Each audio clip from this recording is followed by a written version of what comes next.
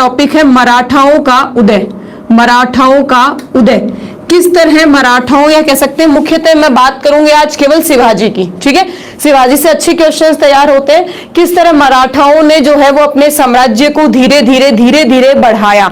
अगर फिर हम मैप में हम थोड़ी सी बात कर लेते हैं तो ये आपका ज्यादा बड़ा मैप यहाँ नहीं बनाने वाली मैं, ठीक है। ये आपका मैप है तो लगभग यूं मान के चले, ये अगर आपका गोवा है, ये गोवा है तो इधर आपका बंबई आ गया, और बंबई के पास में ही यहां पड़ता है आपका पूना, जिसे आप आज कहते हो ना पुणे।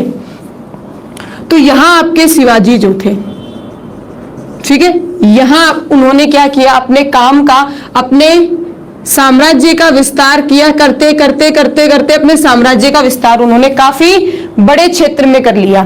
यहां तक कि जो मुगल बैठे थे उन्हें भी बहुत परेशान किया है किसने, मराठाओं ने, ठीक है ना। अब देखो मेरी बात को ध्यान से समझना, मराठा उदय। अब मराठा उदय में सबसे पहले हम अगर बात पढ़ते हैं, हालांकि देखो मराठाओं के उदय में कहा जाता है कि हमारे राजस्थान से ही बिलोंग करते थे, राजस्थान से ही बिलोंग करते थे। ज्यादा ऐतिहासिक पृष्ठभूमि पे हमें नहीं जाना, हमें मुख्यतः उस व्यक्ति को पढ़ना है जो सीधा एग्जाम में क्वेश्चन तैयार करवाता है। वरना इतिहास बच्चों बहुत बड़ा है, आप अगर मराठा पढ़ो ना तो केवल 1 महीने मराठा पढ़ो तो भी मराठाओं का इतिहास कंप्लीट नहीं होगा। कोई भी हिस्ट्री कंप्लीट नहीं होती है, किसी भी वंश को लेते हो तो हमारे लिए मराठाओं में सबसे ज्यादा महत्वपूर्ण व्यक्ति है शिवाजी, जहां से मराठाओं के साम्राज्य का उदय माना जाता है। क्योंकि मैंने आपको पहले भी कहा था हम आंग्ल मराठा युद्ध पढ़ने वाले थे, पर आंग्ल मराठा युद्ध को पढ़ने से पहले एक व्यक्ति, एक हस्ती को पढ़ना पड़ेगा, शिवाजी। और शिवाजी के बाद कुछ उसके वंशज जिन्होंने मुख्यतः इतना कोई बड़ा काम नहीं किया, ज्यादा नाम में नहीं आते हैं, ठीक है ना। और उसके बाद में धीरे धीरे एक पेशवा जो है वो चारों तरफ फैले। हम कहते हैं मराठा, मराठाओं के साथ नाम आता है पेशवा। तो ये क्या थे पेशवा, ये भी आपको पता होना चाहिए, ठीक है ना। चलो मेरी बात को ध्यान से सुनो। शिवाजी, अब सबसे पहली बात ये आती है कि शिवाजी जो है उनका जन्म कब हुआ। तो अगर शिवाजी के जन्म की हम बात करते हैं तो लगभग आपके 1627 में शिवाजी का जन्म होता है। इनकी माताजी कौन है, देखो जो छोटे जो एग्जाम्स होते हैं, जैसे आपके नॉर्मल एग्जाम्स जो होते हैं, ठीक है, लोअर लेवल के, कांस्टेबल है, पटवार है, आपकी दिल्ली पुलिस वगैरह है, ये सारे राजस्थान पुलिस वगैरह छोटे जो एग्जाम्स होते हैं जिनका लेवल लो रहता है, उन एग्जाम्स में यही ऐसे छोटे मोटे प्रश्न आ जाते हैं। पिता कौन है, माता कौन है, आध्यात्मिक गुरु कौन है, हाँ या ना, ऐसे प्रश्न देखे होंगे, ठीक है, बिल्कुल, क्या बात है, सब होशियार बच्चे हैं। जीजाबाई, माता जी कौन है, जीजाबाई, और पिता कौन है, पिता कौन है, शाहजी, ठीक है, पिता कौन है, शाहजी। अब बात को ध्यान से सुनना, शिवाजी जन्म हुआ है 1627 शिवनेर में, ठीक है, जन्म हुआ है 1627 शिवनेर में, और माता जीजाबाई और पिता है साहब जी, ठीक है, यहां तक क्लियर होता है। अब बात को समझना, शिवाजी के संरक्षक कौन थे, शिवाजी के संरक्षक कौन थे, यह भी एग्जाम में पूछा गया है, और वो कौन थे, दादा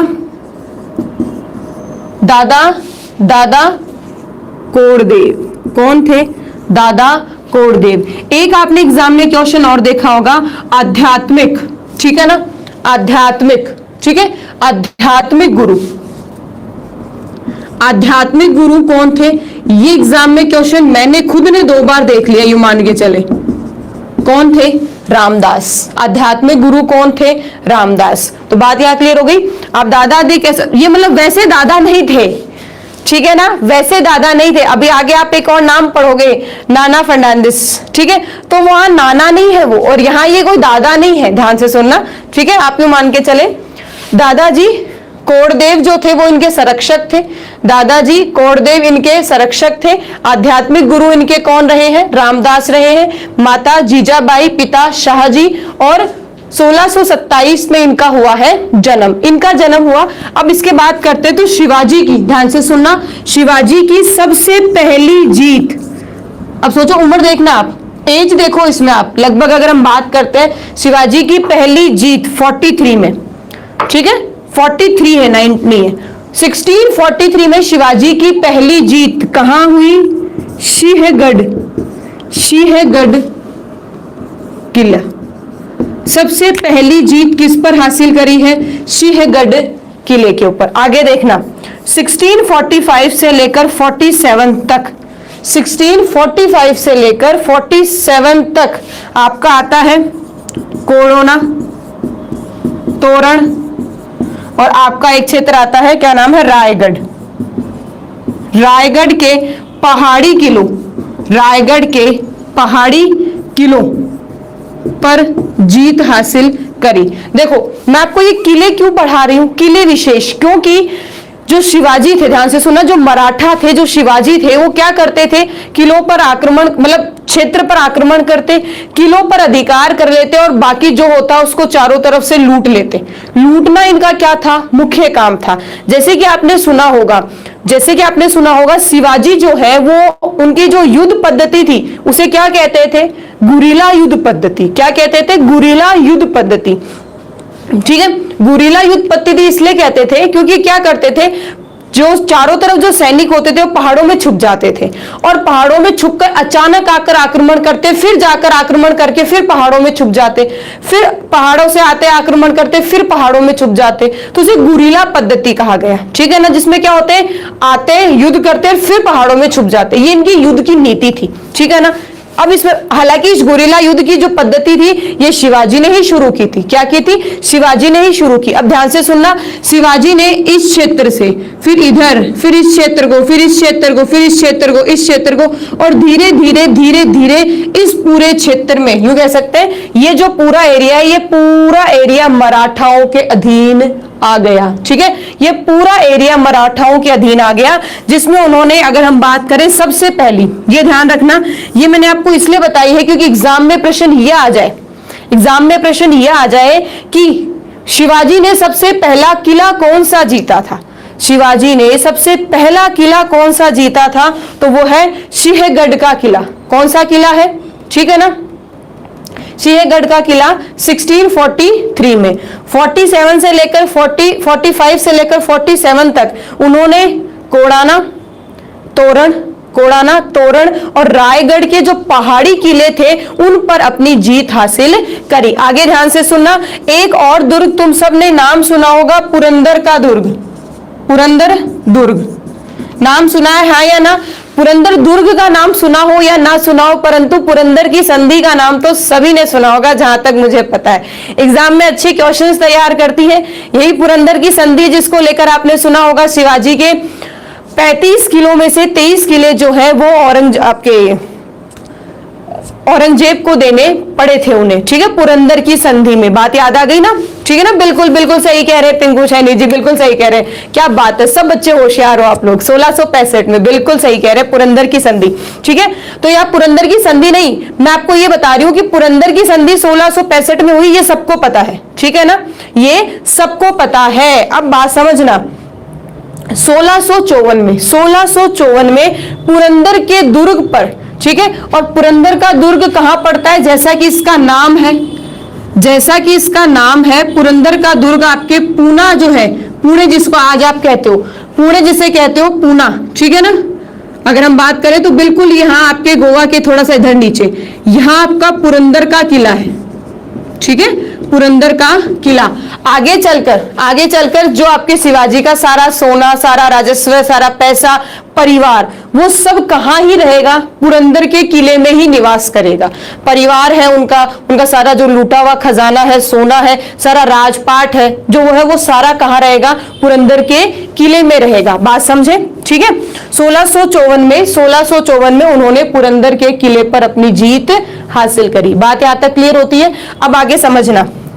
ठीक है, ये तीन चीजें आपको ध्यान, ये तो चीजें फैक्ट है, जहां तक मैं उम्मीद करती हूँ सब बच्चों को पता है। संरक्षक, आध्यात्मिक गुरु कौन थे? ये एग्जाम में बहुत बार आया है, ऐसे ही प्रश्न आते हैं। आध्यात्मिक गुरु, संरक्षक, माता पिता मुख्यतः नहीं मिलते हैं, ठीक है ना, कम मिलते हैं। जन्म 1627 कहां? शिवनेर में। माता कौन? जीजाबाई। पिता शाहजी। ठीक है, शाहजी क्या हुए थे? पूना के जागीर, जो पूना जागीर थी ना, उसको छोड़कर चले गए थे। किसके लिए? जीजाबाई और शिवाजी को देकर छोड़कर चले गए थे। शाहजी का ज्यादा कुछ हिस्ट्री में रिकॉर्ड नहीं मिलता, कहाँ गए क्या किया, परंतु बहुत ही छोटी उम्र में शिवाजी ने जो है वो काम संभाला था। संरक्षक थे उनके दादाजी कोरदेव, संरक्षक थे दादाजी कोरदेव, और ठीक है ना, आध्यात्मिक गुरु थे रामदास, आध्यात्मिक गुरु थे रामदास। सिंहगढ़ का जो किला था, सिंहगढ़ का जो किला था 1643 में सिंहगढ़ के किले पर उन्होंने अपनी जीत हासिल की थी, और 45 से लेकर 48 में कोरोना, तोरण, रायगढ़ पहाड़ी किले जो थे उन पर अपना अधिकार किया। और हम बात करते हैं 54 में उन्होंने पुरंदर के किले पर अपनी जीत हासिल करी। अब देखो, पुरंदर के किले पर जीत हासिल कर ली, और आपके यहाँ मराठा जब अपने काम का विस्तार, मतलब शिवाजी जो थे वो अपने काम का विस्तार कर रहे थे, उसी बीच आपको यहां मिलता है बीजापुर, यहां मिलता है बीजापुर। अब ये जो बीजापुर का क्षेत्र था ना, ठीक है, इसको ये बात रास नहीं आई कि जो शिवाजी है वो दिन प्रतिदिन क्या कर रहा है, दिन प्रतिदिन उन्नति कर रहा है, बढ़ रहा है, विकास कर रहा है, समृद्ध भी हो रहा है, आक्रमण करता, पैसा लूट ले आता। तो यहाँ जो बीजापुर जो पड़ोसी है ना, उसको बड़ी समस्या होती है। तो ध्यान से सुनना, 1658 में, ठीक है, ध्यान से सुनना, 54 में ये मिल गया, इधर आपका रायगढ़ है, ठीक है, रायगढ़ है, इधर आपका तोरण है, ये मतलब काफी क्षेत्रों पर उसने अपना अधिकार कर लिया। अधिकार करने के बाद बीजापुर पड़ोसी को बड़ी समस्या हुई, पड़ोसी जो थे उसको बड़ी समस्या हुई है कि भाई ये तो विकास कर रहा है, कल को बीजापुर के ऊपर भी आएगा, आक्रमण करेगा। तो बीजापुर, ध्यान से सुनना, बीजापुर पे आएगा, आक्रमण करेगा। तो बीजापुर का जो शासक था उसने क्या किया, बीजापुर का एक सरदार था, ठीक है, बीजापुर का एक सरदार था जिसका नाम क्या था बच्चों, अफजल खां। नाम क्या था उसका, अफजल खां। कहां से आया था, बीजापुर सरदार था, मतलब बीजापुर का जो राजा था उसकी तरफ से युद्ध करने के लिए, ठीक है, बीजापुर के सरदार ने अफजल खां को शिवाजी से युद्ध करने के लिए भेज दिया। अब शिवाजी के सामने बीजापुर की लगभग 10,000 की सेना खड़ी है, और कहा जाता है, हालांकि देखो अगर मराठाओं के पक्ष में कोई लिखने वाला था उसने कहा मराठाएं ऐसे हैं, और जो अन्य इतिहासकार थे उन्होंने कुछ और बातें लिखी। तो कहीं लिखा हुआ मिलता है कि शिवाजी इन 10,000 सैनिकों से डर गए थे, ठीक है, 10,000 सैनिकों से डर गए थे और उन्हें यूं लगा कि हम हार जाएंगे। तो शिवाजी ने यहाँ क्या किया, शिवाजी ने यहाँ समझौता, मतलब बातचीत करने के लिए, समझौता वार्ता, बातचीत करने के लिए, समझौता वार्ता, बातचीत करने के लिए शिवाजी ने अफजल खां से मीटिंग रखी कि भाई हम लोग मीटिंग करेंगे। तो अफजल खां ने कहा कर लो मीटिंग, क्या दिक्कत है। अफजल खां ने कहा कर लो मीटिंग, क्योंकि युद्ध से शिवाजी, भाई इतिहासकार कहते हैं, ठीक है ना, समझौता वार्ता। चलो, अब इन्होंने कहा मीटिंग करनी है, तो बोले कर लो मीटिंग, कोई समस्या नहीं है, मीटिंग करे। अफजल खां की पूरी प्लानिंग थी, अफजल खां की पूरी प्लानिंग थी, क्योंकि बीजापुर के जो शासक थे, बीजापुर के जो शासक थे उन्होंने साफ आदेश दिए थे, ठीक है ना, उन्होंने साफ आदेश दे दिए थे एक तरह से अफजल खां को कि मुझे नहीं पता शिवाजी जिंदा या मुर्दा, मुझे चाहिए, मार के लाओ या जिंदा लेकर आओ, मुझे शिवाजी चाहिए।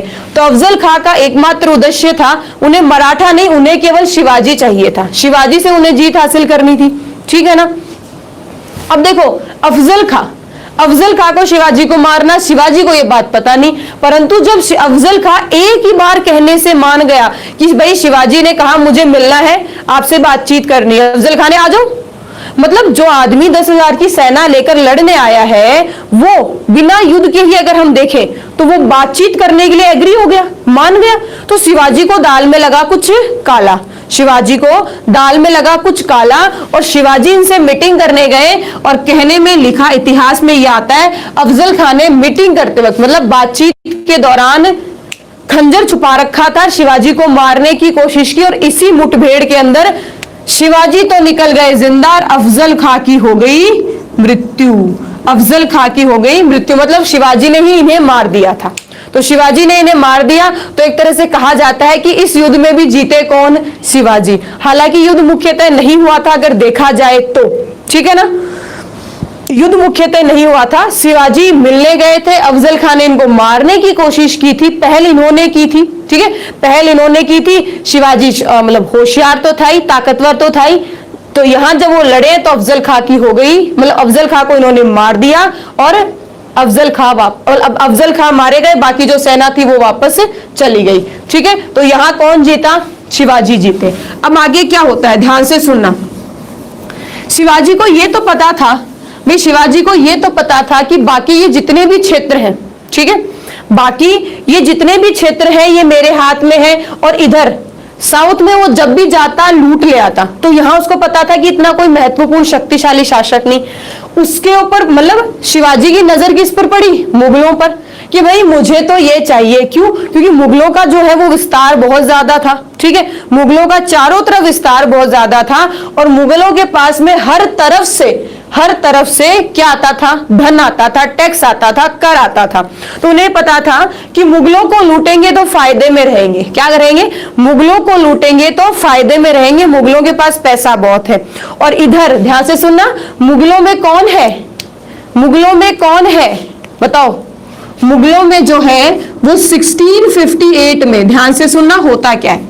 अगर हम इस हिस्ट्री को थोड़ा ध्यान से पढ़ें तो एक बात समझो, शिवाजी ने अपना कामकाज, ध्यान से सुनना, शिवाजी ने अपना कामकाज लगभग 1643 में काम संभाल लिया था, 43 में काम संभाल लिया था, परंतु मराठा साम्राज्य का जो वास्तविक उदय है, मराठा साम्राज्य का जो वास्तविक उदय है वो लगभग 1656 से माना जाता है।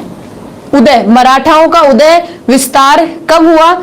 1656 से क्या हो गए? वो विस्तार होना शुरू हो गया, उनका उदय होना शुरू हो गया। और वास्तविक मराठाओं का वास्तविक संस्थापक किसे कहा जाता है? शिवाजी को ही कहा जाता है, ये ध्यान रखना।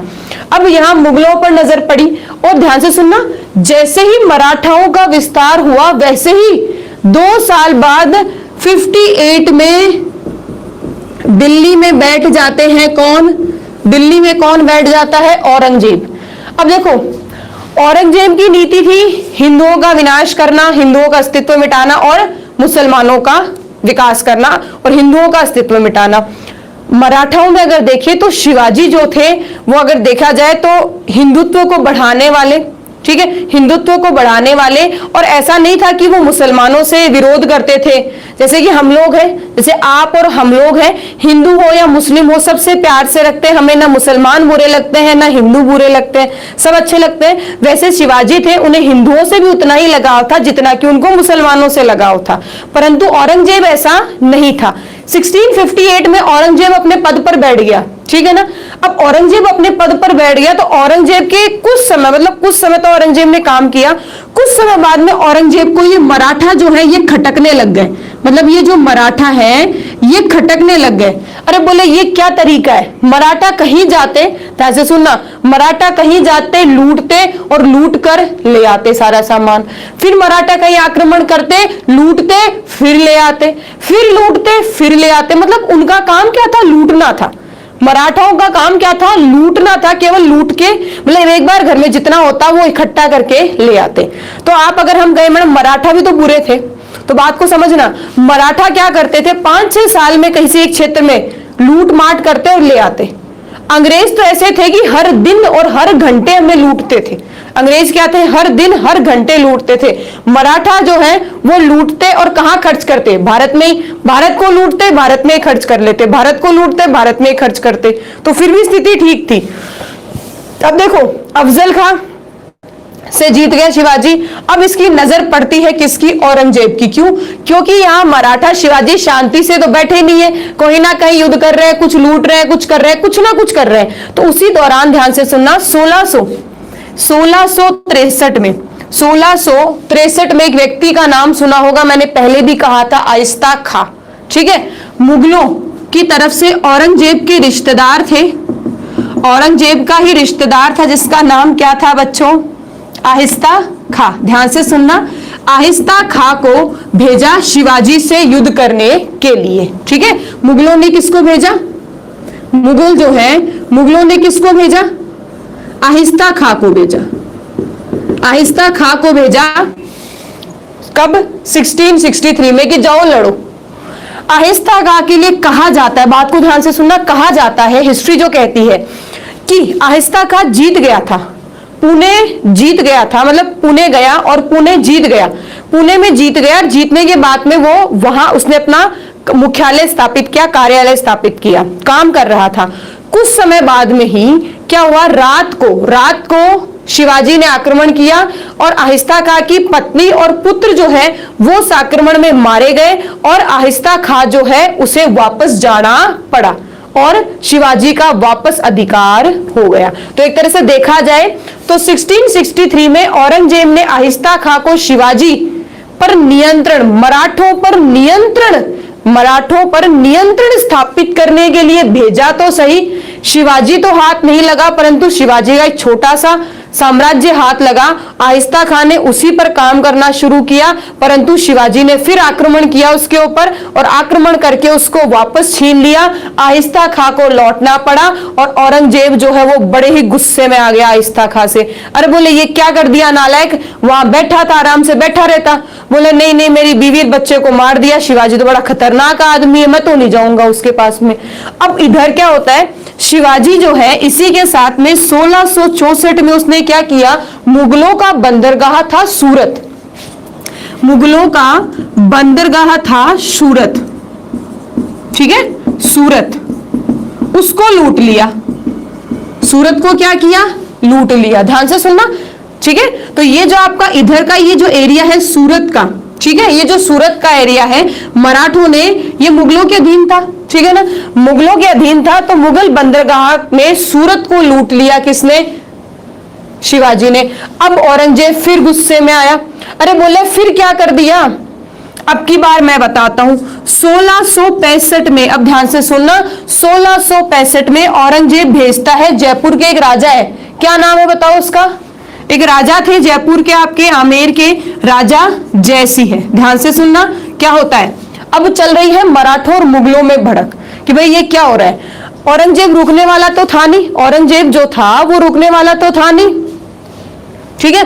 तो 1665 में 1665 में राजा जयसिंह है, राजा जयसिंह है को भेजा और राजा जयसिंह जो थे वो शिवाजी को कमजोर नहीं समझते थे, उन्हें पता था। देखो मैंने तुम्हें कहा है ना कि इतिहास, बहुत पुराना इतिहास कहता है कि जो मराठा थे ना वो कहीं ना कहीं आपके राजस्थान के ही बिलोंग करते थे, राजस्थान से ही बिलोंग करते थे। धीरे धीरे उनके जो वंशज बढ़ते बढ़ते बढ़ते बढ़ते मराठाओं के रूप में हो गए, ठीक है। तो कहीं ना कहीं जयसिंह जो है वो जानता था कि इसकी क्या सोच है, ये कैसे काम करता है।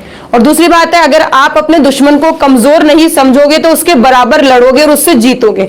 अगर कोई बच्चा ये सोचता रहे छोटी मोटी एग्जाम मैं ऐसे निकाल दूंगा, कांस्टेबल तो दाएं हाथ का गेम है, कांस्टेबल में क्या आता है, ठीक है ना। बच्चे सोचते हैं राजस्थान पुलिस ऐसी एग्जाम है, कोई देकर देखो, कांस्टेबल एक ऐसी एग्जाम है जिसमें सिलेबस भी नहीं पता, इतना लिख दिया इंडियन जीके में क्या आएगा ये किसी को नहीं पता, इतना लिख दिया जनरल साइंस में क्या आएगा किसी को नहीं पता।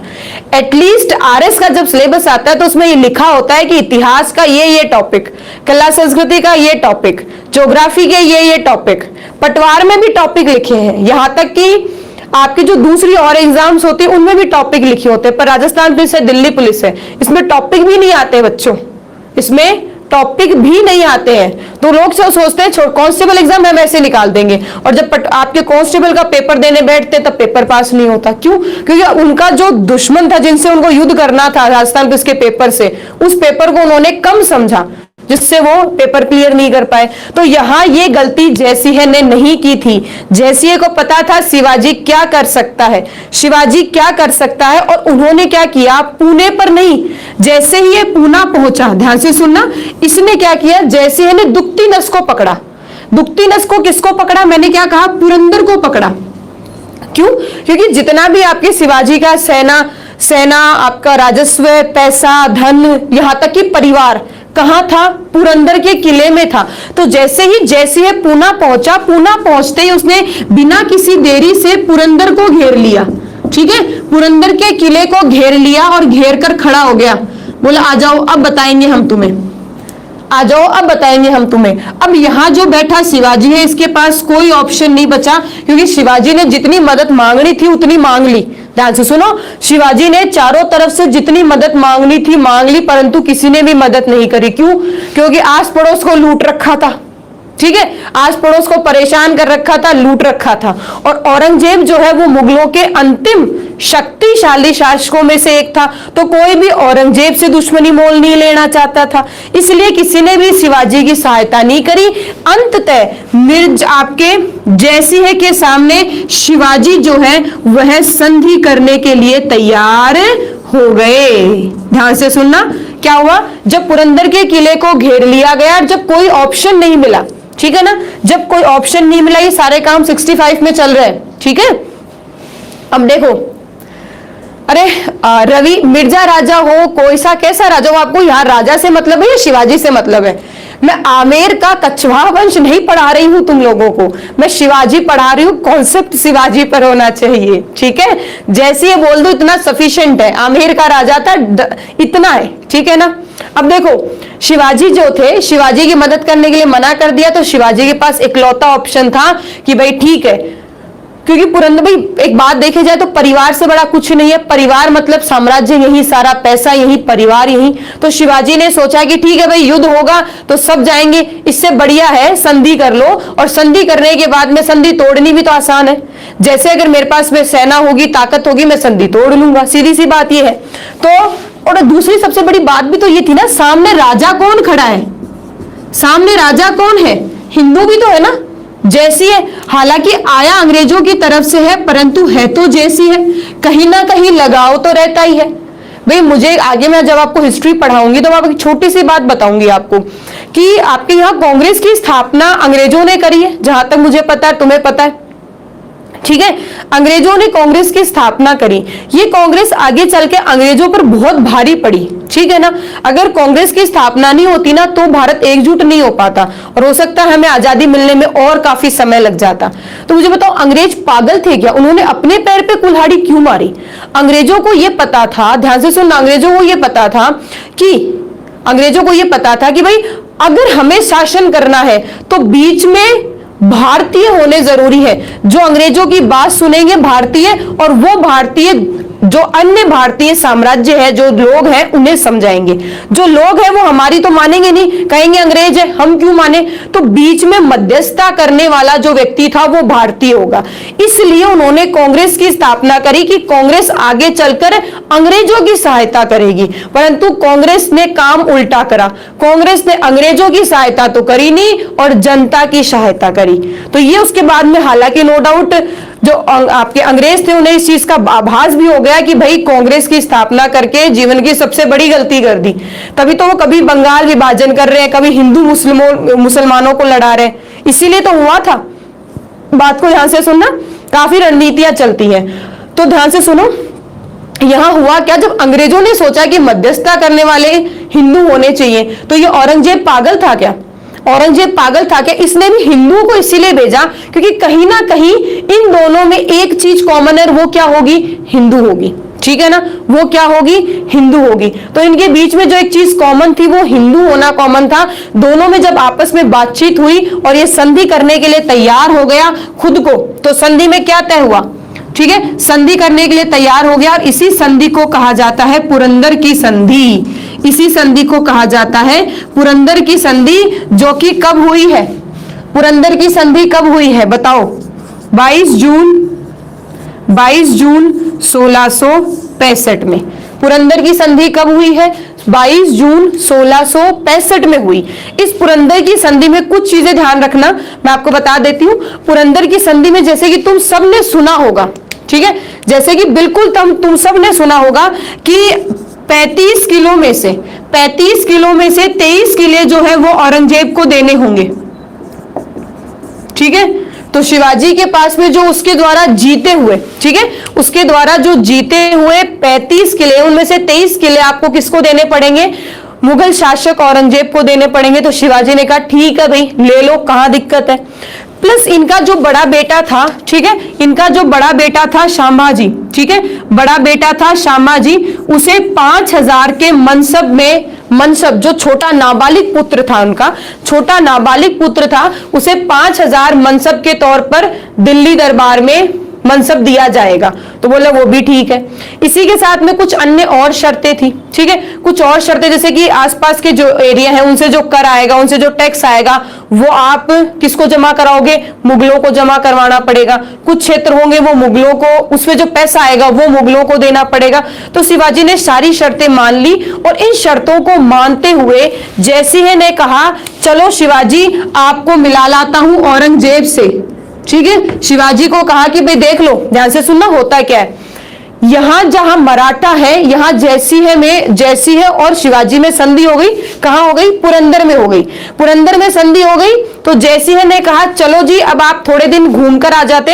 अब आप दोनों ने संधि तो कर ही ली ना, कोई दिक्कत नहीं है, संधि तो हो ही गई। अब एक काम करो, औरंगजेब के सामने चलते हैं और आपको औरंगजेब से मिला लाते हैं, वो मिलना चाहते हैं आपसे, काफी समय हो गया उनको मिलने के लिए। तो शिवाजी ने कहा चलो क्या दिक्कत है, मिलाते। अब शिवाजी औरंगजेब के दरबार में पहुंचे और दरबार में पहुंचने पर कहा जाता है कि उन्हें भी 5,000 मनसब ही दिया गया, जो उन्हें एक अपमान लगा कि मेरा बेटा जो नाबालिग है उसे 5,000 मिला और मुझे भी 5,000 मिला। इसी के साथ में क्या हुआ, दरबार में उनके साथ में अपमानजनक व्यवहार किया गया, जो कि एक राजा के साथ नहीं करना चाहिए। क्यों? क्योंकि मराठाओं का तो राजा था शिवाजी, तो एक राजा के साथ में वो व्यवहार नहीं होना चाहिए जो शिवाजी के साथ औरंगजेब ने किया। तो औरंगजेब ने उसके साथ अपमानजनक व्यवहार किया, तो शिवाजी ने इसका क्या किया, उसके आपके दिल्ली दरबार में इसका विरोध किया और विरोध करके औरंगजेब को गुस्सा आया तो औरंगजेब ने उन्हें जेल में भेज दिया। ठीक है, औरंगजेब ने कहा इसे जेल में भेज दो भाई साहब। तो शिवाजी ने जयसिंह की तरफ देखा और कहा अरे ये क्या है, तुमने तो कहा था केवल मिलवाने लाया हूं, वापस छोड़ के आ जाऊंगा और ये तो मुझे जेल में डाल रहा है। तो जयसिंह ने कहा भाई मैंने तो तुम्हें पहले ही कहा था चुपचाप बैठे रहो, पर तुम्हें बोलने की जरूरत पड़ी। अब बोला है तो भुगतो, ठीक है, अब बोला है तो भुगतो। और औरंगजेब ने क्या किया, जेल में डाल दिया। जेल में डाल दिया तो सबने सुना होगा, शिवाजी जो है वो 1666 में जेल से भाग गए थे, ठीक है ना, जेल से भाग गए थे, ठीक है, जेल से भाग गए थे। और जेल से भागने पर वापस अपने घर गए और घर जाकर कुछ समय तक तो शांति से अपना जीवन जिया। ठीक है, कुछ समय मतलब क्या कर रहे थे, शांति से कोई नहीं जीता है। सारे जो मतलब आपको लगता है शिवाजी शांति से बैठेंगे, नहीं, वो सही समय का इंतजार कर रहे थे, रणनीतियां तैयार कर रहे थे, लोगों को इकट्ठा कर रहे थे। प्लस उन्होंने जो क्षेत्र औरंगजेब को दे दिया, उससे उन्हें जो नुकसान हुआ, उस नुकसान की भरपाई के लिए 1670 में बेचारे सूरत को फिर लूट लिया। ध्यान से सुनना, 1670 में सूरत को फिर लूट लिया। क्यों? क्योंकि मराठाओं को काफी नुकसान हुआ था। पहले तो कितने सारे किले दे दिए, फिर खूब सारा जो धनराशि आता था वो धनराशि कहां जाने लग गया, औरंगजेब को मिलने लग गया। तो इससे मराठाओं को नुकसान हुआ था, ठीक है, मराठाओं को नुकसान हुआ था और मराठाओं ने उस नुकसान की भरपाई के लिए 1670 में उन्होंने सूरत को फिर लूट लिया। ध्यान क्लियर हो गया, ये पॉइंट यहां से क्लियर होता है। अब देखो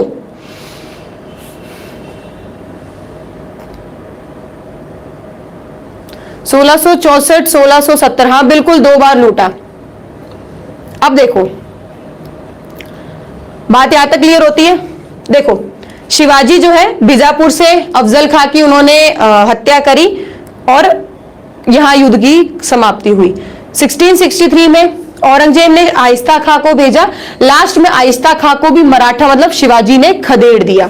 अब अगला 1664 में हम बात करते हैं। 1664 में सूरत को लूटा, आपके मराठा जो है शिवाजी जो है उन्होंने सूरत को लूटा। और 65 में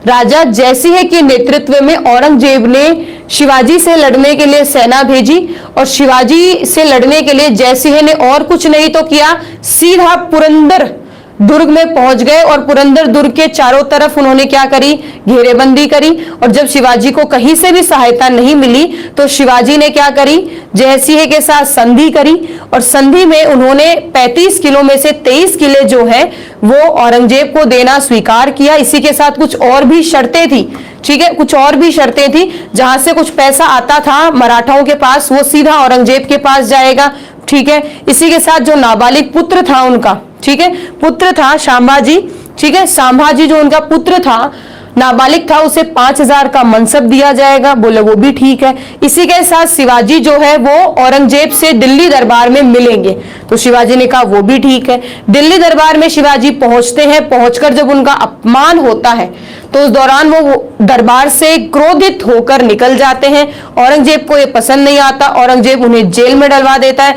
1666 में वो जेल से भाग जाते हैं शिवाजी। 1666 में शिवाजी जेल से भाग जाते हैं और 1670 में वो फिर उन्हें जो नुकसान हुआ उस आधार पर 1670 में फिर एक बार सूरत को लूटते हैं। तो ध्यान रखना 1670 में फिर सूरत को उन्होंने लूटा है। अब होता क्या है, ये सारी जो गतिविधियां हो रही हैं, ये सारे काम चल रहे हैं, परंतु इस बीच किसी ने ये कह दिया कि शिवाजी जो है काय का राजा है। ये सारी गतिविधियां चल रही है, ठीक है ना, ये सारी गतिविधियां चल रही हैं। उसी गतिविधि में एक बात आ गई, उसी गतिविधि में एक बात आ गई कि मराठाओं का शिवाजी जो है वो काय का राजा है, कोई राजा नहीं है, इसका तो राज्याभिषेक ही नहीं हुआ। अरे बोले बात तो सही है, राज्य अभिषेक तो हुआ ही नहीं। तो फिर इस चीज को ध्यान से सुनना, 1674 में रायगढ़ में, ठीक है, 1674 रायगढ़ में आपके शिवाजी का राज्य अभिषेक होता है, राज्य अभिषेक होता है। और राज्य अभिषेक में जो राज्य तिलक का जो संस्कार है वो करने वाला पुरोहित होता है गंगा भट्ट, ठीक है। पुरोहित कौन है, पुरोहित कौन है, पुरोहित कौन है, गंगा भट्ट। ऐसे ही प्रश्न आते हैं, ठीक है ना, ऐसे ही प्रश्न आते हैं। 1664 में रायगढ़, ठीक है, 1664 में रायगढ़ में क्या हुआ है, राज्याभिषेक हुआ, राज्याभिषेक हुआ। और पुरोहित कौन है, पुरोहित कौन है, गंगा भट्ट, ठीक है, पुरोहित कौन है, गंगा भट्ट। गंगा भट्ट ने उनका क्या किया, राज तिलक किया। राज तिलक करने के बाद में वो एक तरह से औपचारिक रूप में, एक ऑफिशियल नहीं होता क्या, औपचारिक रूप में वो क्या बन गए, राजा बन गए। और राजा बनने के यूं मान के चलो कि 1678 में, ध्यान से सुनना, 1678 में उनका अंतिम, ये क्वेश्चन ध्यान रखना, अंतिम है ये। मैंने तुम्हें बताया था ना, पहला किला है जो उन्होंने जीता था वो था सिंहगढ़ का किला, ये पहला था। और ये जो बता रही हूं ये उनका अंतिम, ठीक है, अंतिम सबसे बड़ा अभियान था, सैन्य अभियान था, अंतिम था ये। कौन सा था, 1678 में, 1678 में जिंजी व वेल्लोर, जिंजी व वेल्लोर पर इन्होंने आक्रमण किया और अपना अधिकार कर लिया। ये जिंजी और वेल्लोर आप कह सकते हो कर्नाटक पर आक्रमण करके अपना अधिकार कर लिया। और ये अंतिम था। कहा जाता है इस युद्ध में वो बहुत ज्यादा उन्हें चोटें आई थी। जिन चोटों को देखते हुए अगर हम ध्यान देते हैं तो एक तारीख आती है जिसे आप कहते हो 3 अप्रैल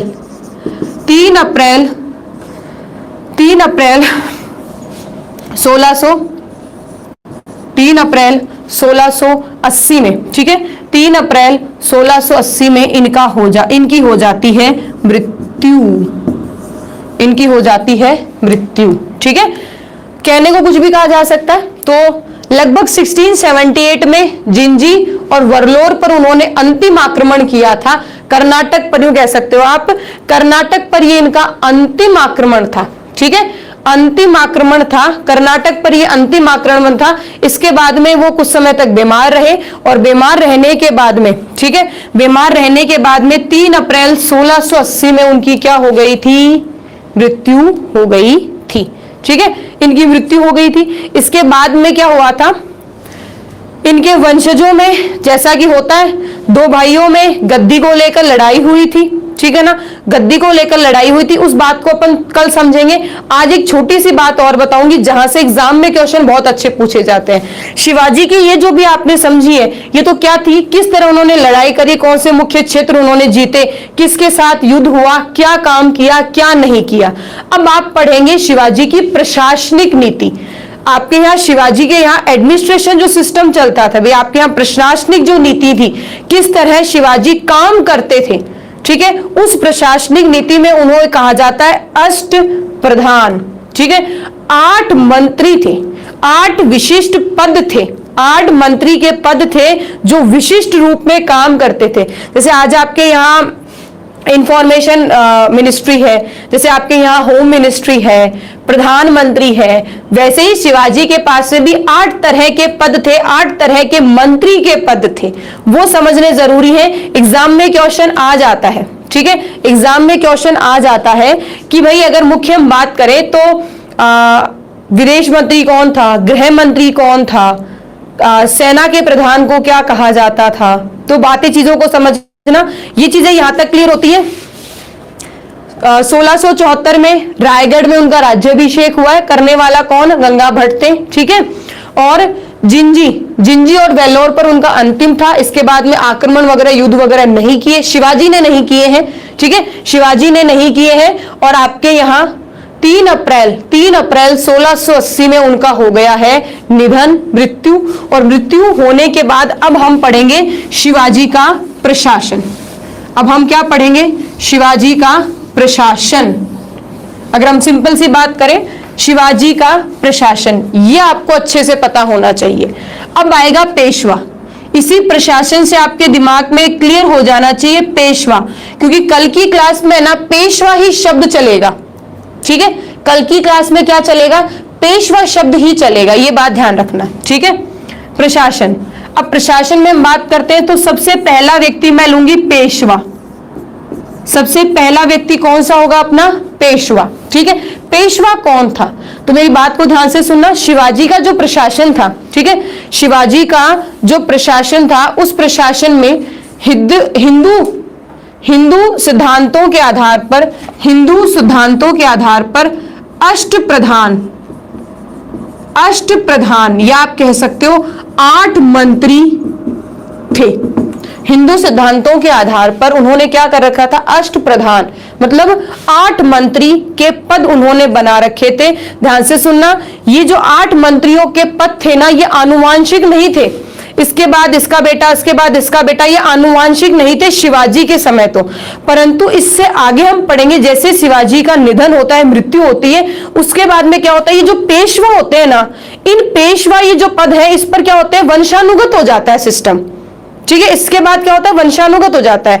वरना शिवाजी के समय ये जो 8 पद थे ना, ये पद वंशानुगत नहीं थे। ऐसा नहीं कि पेशवा बन जाए उसके बाद उसका बेटा पेशवा बनेगा ना, उस व्यक्ति को बनाया जाएगा जो योग्य होगा। ठीक है, उस व्यक्ति को बनाया जाएगा जो योग्य होगा। शिवाजी या जो भी मराठा राजा होगा वो क्या करेगा, उन्हें नियुक्त करेगा। क्या करेगा, नियुक्त करेगा। अब देखो, पेशवा की अगर हम बात करते हैं, अगर सिंपल सी हम बात करें तो पेशवा सबसे प्रमुख मंत्रियों में से आता था, जो पूरे के पूरे समस्त प्रशासन पर निरीक्षण रखता था, ऑब्जर्वेशन, ध्यान रखता था। पूरे समस्त प्रशासन पर ध्यान रखना, मतलब नागरिक व सैन्य अधिकारियों पर इसकी पूरी नजर होती थी, पूरी पहुंच होती थी। यह सबसे प्रमुख था। जैसे कि हम पढ़ते नहीं है क्या, प्रधानमंत्री एक तरह से मंत्रियों में सबसे प्रधान, तो ये व्यक्ति जो था वो सारे मुख्य बड़े काम जो है समस्त प्रशासन का काम होता था। नागरिक या सेना से संबंधित कोई भी काम होता तो ये व्यक्ति करता था। पेशवा क्या था, सबसे महत्वपूर्ण व्यक्ति था।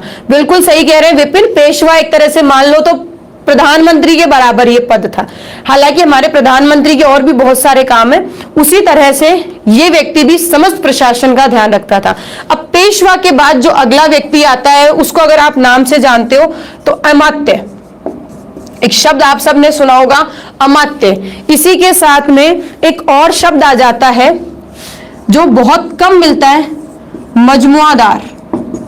एक ही बात है, एक ही बात है, दोनों एक ही होते हैं, ठीक है, दोनों एक ही होते हैं, अमात्य मजमुआदार, ठीक है।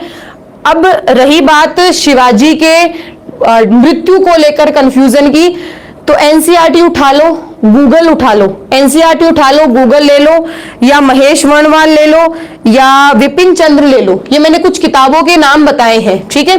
गूगल किताब नहीं है, ये तो नेट है, गूगल आपकी एनसीईआरटी, आपकी विपिन चंद्र, और शायद महेश वर्णवाल में भी है, ठीक है। ये 5-6 किताबों के नाम बताए, इन किताबों को खंगाल लो और उसमें 3 अप्रैल लिखा हुआ है। उसमें क्या लिखा हुआ है? 3 अप्रैल लिखा है, 12 अप्रैल नहीं लिखा। पॉइंट यहां से क्लियर हो गया आपका? क्या लिखा है? 3 अप्रैल लिखा है। तो शिवाजी के मृत्यु को लेकर कंफ्यूजन जो है वो मुझे पता है, चल रहा है, डाउट्स वगैरह मैं सुन रही हूं, देख रही हूं, सुन तो क्या रही हूं, देख रही हूं, बट जहां मुझे पता है, मैंने आपको पहले भी कहा था, हिस्ट्री में हमेशा हर चीजों में कंफ्यूजन चलेगा ही चलेगा, क्योंकि हिस्ट्री जो लिखने वाला व्यक्ति है, जैसे मुझे आज पता चला कि शिवाजी का निधन हो गया, तो मैंने आज की तारीख लिख दी 3 तारीख, ठीक है। जो दूसरे लिखने वाला व्यक्ति था उसको मान लो 11 तारीख को पता चला या 12 तारीख को पता चला, तो उसने लिख दी 12 तारीख। तो ये जरूरी थोड़ी ना है कि भाई आज जो हिस्ट्री लिखने वाला व्यक्ति था वो को मनुष्य ही तो था, वो इंसान ही तो था, और उसे जब सूचना पता चली उसने तभी उसके बारे में लिख दिया। तो आपके लिए इंपॉर्टेंट बात यह आती है कि आपकी ईयर क्या थी, 1680 है ना, तो वो ज्यादा इंपॉर्टेंट है बजाय 3 अप्रैल, 11 अप्रैल, 12 अप्रैल को लेकर। रही बात मेरी, तो 3 अप्रैल जो है वो मैंने आपकी तरह ही पूरी चीजों को क्लियर किया है। गूगल को आप देख लीजिए, सीधा लिखो शिवाजी डेथ, ठीक है, डेट तो वो आपके सामने होगी। आप एनसीईआरटी कवर कर लो, उसमें आपके सामने मिल जाएगा, विपिन चंद्र में आपके सामने मिल जाएगा, और महेश वर्णवाल में भी मुख्यतः देख लेना, ठीक है ना। तो निश्चिंत रहो, इतना कंफ्यूज मत हुआ करो, ठीक है। अच्छा, अमात्य मजमुआदार, इसको क्या कहते थे? ये था वित्त मंत्री। कौन है? वित्त मंत्री। पैसे से लेकर, राजस्व से लेकर जो भी मुद्दा होता था, राजस्व से लेकर जो भी मुद्दा होता था, वो व्यक्ति ये देखता था। पैसा इकट्ठा करना, लूट कर कितना आया, कितना खर्चा हो रहा है, किस पर कितना खर्चा हो रहा है, किसको कितना देना है, कैसे देना है, एक तरह से ये सारा काम करता था। अकाउंट्स का, वित्त का, फाइनेंस का सारा काम कौन देखता था?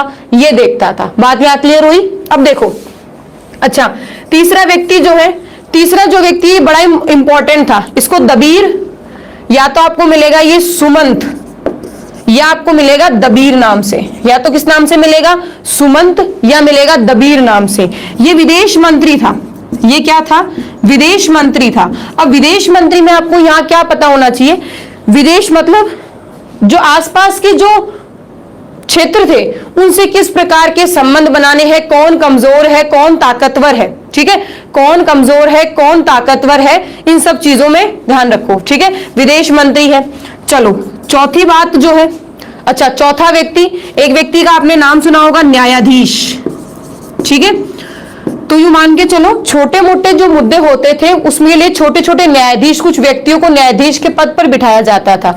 उसमें जो मुख्य न्यायाधीश होता था वो शिवाजी ही होता था। जैसे हमारे यहाँ लास्ट सुप्रीम कोर्ट का डिसीजन चलता है ना, वैसे ही लास्ट शिवाजी का डिसीजन चलता था। बाकी शिवाजी अगर अन्य किसी काम में व्यस्त होते हैं, किसी सेना अभियान में या किसी अन्य चीजों में व्यस्त होते हैं, तो उस वक्त क्या है, ये जो न्यायाधीश के पद जो होते थे, ये व्यक्ति जो है वो क्या करते थे? न्याय करते थे। क्या करते थे? न्याय करते थे। परंतु न्याय में अंतिम जो निर्णय था, न्याय में अंतिम जो निर्णय था बच्चों, वो किसका चलेगा? शिवाजी का चलेगा। यहां तक कि ये मैं 8 पढ़ाऊंगी ना, इन 8 में ये 8 अपने अपने काम करेंगे, परंतु ये 8 जो है ये शिवाजी के नियंत्रण में होंगे, कोई भी स्वतंत्र नहीं होगा। आगे चलकर पेशवा खुद को स्वतंत्र कर लेते हैं, ठीक है, आगे चलकर पेशवा जो है अपने आप को स्वतंत्र कर लेते हैं, क्योंकि इनके पास में बहुत बड़ी पावर होती है एक तरह से देखा जाए, ठीक है। अच्छा, न्यायाधीश न्याय करने का काम करते थे, न्याय करने का काम करते थे। 5वां देखो, सेनापति, ठीक है, सेनापति ये क्या होता था? ये सेना का प्रधान होता था। सेनापति क्या होता था? सेना का प्रधान होता था। इसी के साथ में एक व्यक्ति और नाम सुना होगा आपने, चिटनिश। चिटनिश अच्छा नाम है ना, देखो इसके नाम से ही पता चल जाता है, ठीक है ना। चिटनीश, चिटनीश चिटनीश मतलब चिट्ठी लिखने वाला, एक तरह से आप इसे पत्राचार कह सकते हो, ठीक है। पत्राचार विभाग था ये। इसमें क्या होता था, चिट्ठी लिखना, चिट्ठी लिखने के काम होते थे। अगर हम मुख्य बात करते हैं, पत्राचार मतलब चिट्ठी लिखने का मुख्यतः काम होता था। अच्छा, इसी में एक और आपको मिलेगा पंडित राव, पंडित राव होता है, पंडित राव। भाई आध्यात्मिक तो था ही ना, पंडित राव। ये व्यक्ति क्या करता था, धर्म और दान पुण्य को लेकर, धर्म व दान पुण्य को लेकर ये विभाग संभालता था कि धर्म के नाम पर क्या करना है, धर्म के नाम पर क्या करना है और कितना धर्म के नाम पर कहां दान देना है, ठीक है। कितना धर्म कैसे क्या करना है और क्या दान देना है, इसका नाम तो देखो, इसको पढ़ने से पता चल गया ना, पंडित राव। ज्यादा टेंशन नहीं लेनी। अच्छा, एक और पद आता है, एक और पद आता है, ये पद जो है ये बहुत ज्यादा महत्वपूर्ण है, वाकिया नवीश।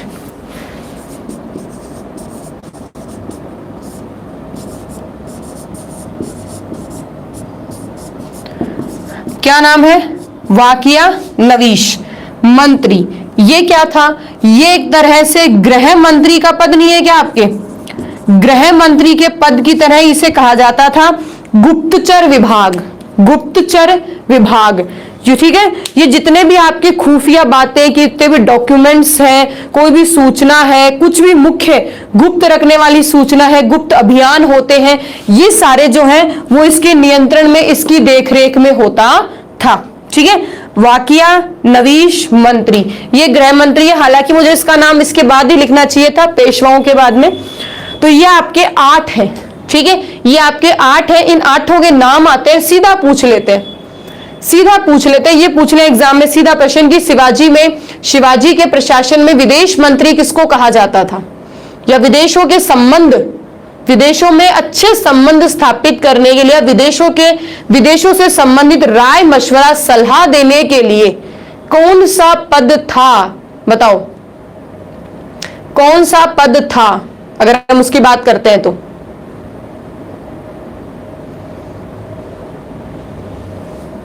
अगर मैं ये कहूं, सिंपल सी बात मैं ये कहूं कि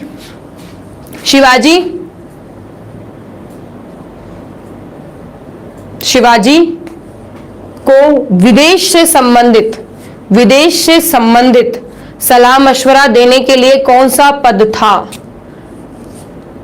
कौन सा पद था, बिल्कुल सुमंत। मतलब आपके सामने सारे ऑप्शंस होंगे, ये क्वेश्चन। चलो ये भी देखा होगा, एक अमात्य, इसका नाम भी जहां तक मुझे पता है सबने सुना होगा, अमात्य, ठीक है। ये वित्त मंत्री था। ये 2 एग्जाम में मुख्यतः घूम जाते हैं, एक इसका नाम भी एग्जाम में पूछा जा सकता है क्योंकि थोड़ा सा अजीब है, ठीक है ना, थोड़ा सा अजीब है। अमात्य पैसे से संबंधित काम करता था, किससे संबंधित, पैसे से संबंधित काम करता था। तो राजस्व इकट्ठा करना या राजस्व या खर्चे, ठीक है ना, खर्चों को संभालने के लिए, या कह सकते हैं वित्त मंत्री के पद पर कौन था, शिवाजी के प्रशासन में वित्त मंत्री, या खर्चों पर अपना ध्यान रखने वाला, या खर्चों के निरीक्षण या खर्चा करने वाला, खर्चे पर ध्यान रखने वाला कौन था, वित्त मंत्री कौन था, राजस्व पर कौन था, राजस्व विभाग में कौन सा व्यक्ति काम करता था, कौन सा पद था, वो कुछ भी पूछे तो वहां जवाब आ जाएगा आपका अमात्य, ठीक है। एग्जाम में सिंपल प्रश्न आ जाए कि शिवाजी के प्रशासन में, शिवाजी के जो प्रशासनिक पद थे, उन सभी प्रशासनिक पदों में कौन सा सबसे महत्वपूर्ण पद था जो संपूर्ण प्रशासन की देखरेख और निरीक्षण करता था, संपूर्ण प्रशासन पर नियंत्रण व नियंत्रण स्थापित करता तथा निरीक्षण करता। तो वो कौन सा पद था, बिल्कुल सही कहा आप सब लोगों ने, पेशवा। वो सबसे महत्वपूर्ण पद कौन सा था, पेशवा। तो ये बेटा आपको ये जो 8 है ना, इनके नाम याद करने पड़ेंगे। अब सिंपल सी बात कहें तो पंडित से जुड़ गया धर्म, याद हो गया। सेना से सेना प्रधान, याद हो गया, कोई इशू नहीं है, ठीक है। चिटनीस से चिट्ठी पत्र, चिट्ठी व्यवहार, चिट्ठी आई है, ठीक है। चिटनीस से चिट्ठी हो गई, न्यायाधीश से न्याय हो गया। तो ये 4 तो याद हो गए, ये 4 तो यही याद हो गए। अगला देखो, सुमंत दलबीर, ठीक है। तो ये सुमंत नाम ज्यादा आ जाता है, या दलबीर भी मुख्यतः। तो सुमंत, तो ये मान के चलो सुमन विदेश जाती है, ठीक है। सुमन क्या है, विदेश में रहती है, सुमन विदेश जाती है। तो सुमन क्या करती है, सुमन विदेश जाती है, ठीक है। अमात्य, ठीक है ना। अपन अच्छा कई बार है ना, जैसे मैंने कुछ बच्चों को कहते हुए सुना है, माँ को माते, माँ, माता, माते, ठीक है। तो अमात्य, माता के पास घर की सारी तिजोरी की चाबियां होती है, अमात्य, ठीक है। तो जैसे मन माता मात्य करते हैं ना, माता मात्य, जैसे कि नो डाउट हर बच्चे का याद करने का अपना तरीका है, ठीक है ना। हर बच्चे का याद करने का अपना तरीका होता है। मैंने जब इसको पहली बार पढ़ा था तब ऐसे ही याद किया था कि अमात्य से माता, मात्य, ठीक है ना। तो अमात्य, माँ के पास सारी तिजोरियों की चाबी होती है, तिजोरी में पैसा होता है, ठीक है, तिजोरी में पैसा होता है। तो अमात्य माता, अमात्य माता वित्ती, ठीक है। सुमन विदेश जाती है, सुमन विदेश जाती है, न्यायाधीश न्याय करता है, सेना सेनापति हो गया, पंडित जो है धर्मदान मंत्री है, चिटनीश, चिटनीश चिट्ठी लिखता है, चिट्ठी। अब एक लास्ट व्यक्ति नाम बच गया, वाकिया नवीश, ये तुम्हें याद करना है बस। बाकी पेशवा तो सबको आगे नाम पेशवा पेशवा ही चलेगा, ठीक है। आगे जितने भी है नाम सारे पेशवा ही चलेंगे, तो पेशवा सबसे महत्वपूर्ण व्यक्ति हो गया, यूं मान के चलो, है ना। यहां तक ध्यान रखना। वाक्य नवीशी बेटा एक याद कर लो, ठीक है ना, ये एक ही नाम याद कर लो, बाकी तो 7 तुम्हें याद हो ही गए। एक ये 8वां याद रखना है तुम्हें, इतना तो काम कर ही सकते हो आज की क्लास में। वाक्य नवीश, ठीक है, वाक्य नवीश को याद कर लो। यह गृह मंत्री की तरह एक तरह से गुप्तचर विभाग वगैरह इन सब चीजों का ध्यान में ये रखता था, ठीक है। बात यहां से क्लियर होती है। अच्छा 2-3 चीजें और मैं आपको बता दूं। शिवाजी के कार्यकाल में एक तो होता था चौथ, चौथ का व्रत नहीं, इसका मतलब होता है 1/4। एक तो होता था क्या, चौथ, ठीक है। और एक होता था सरदेशमुखी, ये टेक्स्ट के नाम है। ये होती थी 1/10। ये 2 चीजें ध्यान रखना, ठीक है ना, ठीक है। ये चौथ, चौथ का व्रत नहीं है, ये 1/4, 1/4 ये है सरदेशमुखी, ये टैक्स है। चौथ ये भी कर है और सरदेशमुखी ये भी कर है, दोनों टैक्स है। सरदेशमुखी 1/10 और चौथ 1/4। ध्यान से सुनना, 1/10 उन क्षेत्रों से, अच्छा कर किस पर लगता है, जो भू राजस्व होता है ना, मान लो जो भी आपके यहाँ खेती हुई है उस खेती का 10 हिस्से करो और उस 10 हिस्से में से एक हिस्सा आपको राजा को देना है, ठीक है। 10 हिस्सों में से एक हिस्सा आपको राजा को देना है। तो 1/10, 1/10 अगर हम बात करें तो ये उन क्षेत्रों से लिया जाता था जिन क्षेत्रों पर शिवाजी का सीधा नियंत्रण होता था, ठीक है। जिन क्षेत्रों पर शिवाजी का सीधा खुद का नियंत्रण होता था वहां से वो 1/10 लेता था, ठीक है। वहां से वो क्या लेता था, 1/10 लेता था। और शिवाजी के नियंत्रण के अलावा जो आसपास के क्षेत्र थे, ठीक है, जिन पर नियंत्रण नहीं था और शिवाजी के आसपास के क्षेत्र थे, तो शिवाजी उनसे 1/4 लेते थे। क्यों लेते थे, ताकि हम लोग जो है वो तुम पर आक्रमण न करें, मराठा जो है वो आक्रमण न करे, इसलिए कर लेते थे चौथ का कर 1/4। तो ये उन क्षेत्रों से लिया जाता था जिन क्षेत्रों पर उनका नियंत्रण नहीं होता था, ठीक है। अच्छा एक चीज और आ जाती है आपकी, 1680 में जब आपके शिवाजी का देहांत हुआ था, उनकी मृत्यु हुई थी, तब एक उनकी बीवी थी, क्या नाम है, हालांकि उनकी 7 बीवियां थी, ठीक है। उनकी 7 बीवियां थी, उनमें से एक बीवी थी पुतलीबाई, नाम ध्यान आ गया मुझे, पुतलीबाई, ठीक है ना।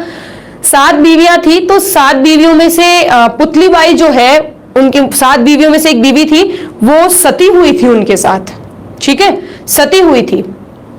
एक बार मैंने कहीं एग्जाम में कुछ पढ़ा था कि सती और आपके होती ना जौहर, सती प्रथा और जौहर, ये जो है इसमें क्या डिफरेंस है, सती और जौहर में क्या डिफरेंस है। और एक जगह अगर मैं तुमसे पूछूं सती और जौहर में क्या समानता है, सती और जौहर में क्या समानता है, उसी में हम पढ़ेंगे सती और जौहर जो है इन दोनों प्रथाओं में क्या अंतर है।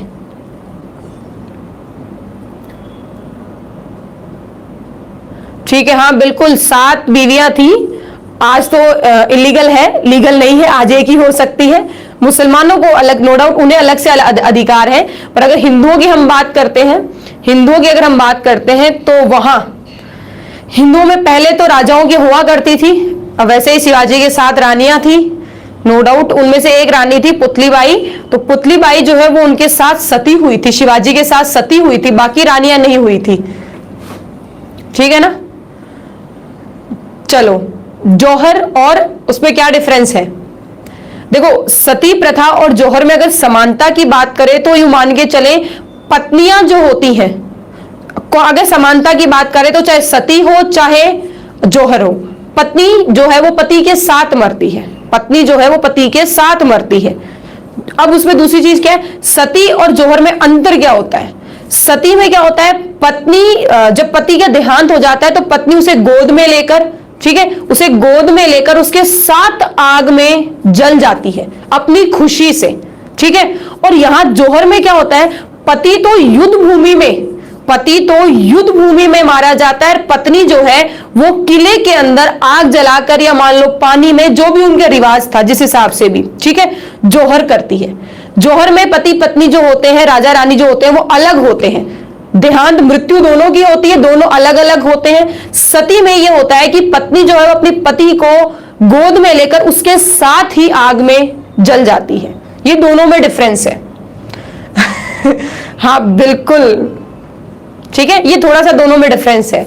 तो ये थोड़ी सी बात कई बार दिमाग में आ जाती है, तो ऐसी चीजें डिस्कस कर लेते हैं। तो ये आज आपका शिवाजी का कॉन्सेप्ट क्लियर होता है। ठीक है, शिवाजी का कॉन्सेप्ट क्लियर होता है। शिवाजी के बाद में कल हम लोग क्या पढ़ेंगे, शिवाजी के कुछ वंशज हैं, हालांकि उन्होंने कुछ मुख्य काम तो किए नहीं कि हम उन्हें पढ़ें, क्योंकि शिवाजी के बाद जो वंशज आए वो आपस में ही लड़े, आपस में उनका लड़ाई हुई, विरोध हुआ, और उसके बाद में पेशवाओं ने क्या किया, अपनी भूमिका अपने आप को आगे ले आए और पेशवाओं का अधिकार हो गया। अच्छा, मैंने आपको पहले कह दिया है, ये जो 8 पद है ना, ये 8 पद वंशानुगत बिल्कुल नहीं है, ये दिमाग में एकदम क्लियर कर लेना। ये 8 पद जो है वो वंशानुगत बिल्कुल नहीं है, वंशानुगत नहीं है। इन पदों पर राजा, मतलब मराठा जो राजा है वो अपनी इच्छा से जो योग्य व्यक्ति होगा उसको बिठाएगा, पहली बात। दूसरी बात, इन व्यक्तियों को कोई जागीर नहीं दी गई है, इन व्यक्तियों को हर महीने तनख्वाह मिलती थी, इन व्यक्तियों को हर महीने काम करने के बदले तनख्वाह दी जाती थी, कोई जागीर नहीं थी इनको। ठीक है। दूसरी बात क्या होगी, तीसरी बात, आगे चलकर ये जो पेशवा है ना, ये पेशवा इस सिस्टम को बदल देते हैं। पेशवा क्या करते हैं, इस सिस्टम को बदल देते हैं, और पेशवा के पद पर बाद में उसका बेटा, उसका बेटा, उसका बेटा, मतलब पेशवा पद क्या हो जाता है, आनुवांशिक हो जाता है, वंश पर आधारित हो जाता है आगे चलकर। शिवाजी के कार्यकाल में तो ऐसा कुछ हुआ ही नहीं था। शिवाजी के कार्यकाल में ये सब काम करते शिवाजी के नियंत्रण में रहकर, और कुछ समय बाद में क्या हुआ, जैसे ही वंशज आए, उन्होंने इन पर काम किया नहीं, ध्यान दिया नहीं, बस एक पेशवा पद है ना वो बच गया। ठीक है। और पेशवा पद पर फिर होता है क्या है कि मान लो अगर पिता ने विश्वसनीय रूप में अच्छा काम किया तो फिर उसके बाद उसके बेटे पर विश्वास हो जाता है। तो पेशवा क्या हुआ, वंशानुगत पद शुरू हो गया था। ठीक है, पेशवा क्या हो गया था, वंशानुगत जो है वो पद शुरू हो गया था। तो यह बात क्लियर होती है। शिवाजी का जहां तक मुझे लगता है शिवाजी का कॉन्सेप्ट एकदम क्लियर हो गया आप सब लोगों को, शिवाजी समझ में आ गया। कल हम लोग शिवाजी के आगे की चीजों को पढ़ेंगे। ठीक है, शिवाजी के आगे की कॉन्सेप्ट को, आगे की चीजों को पढ़ेंगे, कोशिश करेंगे कल अपन फटाफट मराठा पढ़ के आंग्ल मराठा युद्ध पर भी डिस्कशन कर ले।